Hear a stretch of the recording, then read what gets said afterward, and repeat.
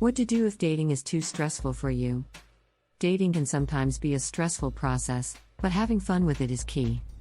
If you keep feeling really stressed out when dating, then that might be a sign that you're not dating the right person. It may also mean that you need to explore some things about yourself that will get down to the root cause of why dating is so stressful. Here are some guidelines that are especially helpful if it feels like dating is too stressful for you to enjoy. First, keep the first date short. That way, you can decide if there is any chemistry.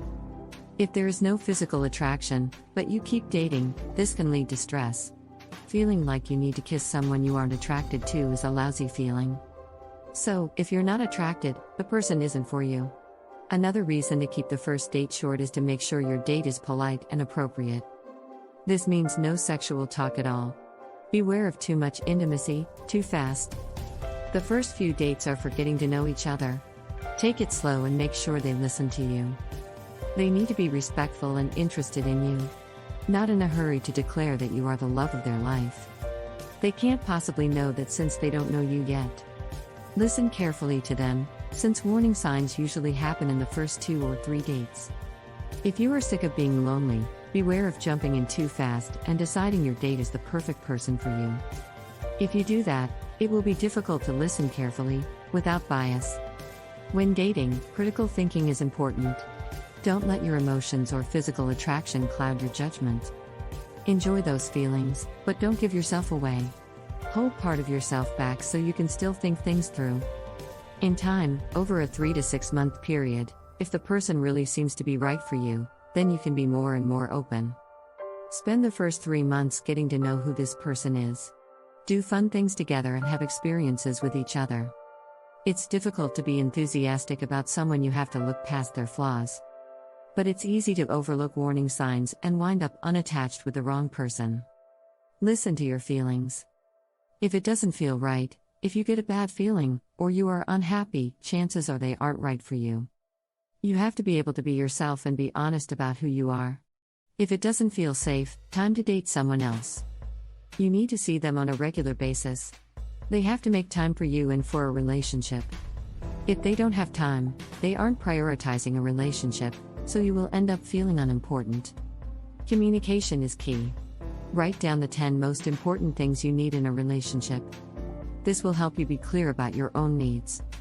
Date more than one person at a time so you don't get overly invested in it working because this is the only person you have. Relationship first should be magical and special. These are things like the first kiss, the first sleepover, or the first I love you. There should be zero stress involved. If there is, then maybe you know deep down that this isn't the relationship you should be in. These firsts should be super special and you should both be on the same page. You should both be really thrilled that you're in this relationship and excited about moving forward. Your date's friends and family need to be respectful to you. As you get to know their people, keep in mind that they need to be interested in you and want to get to know you.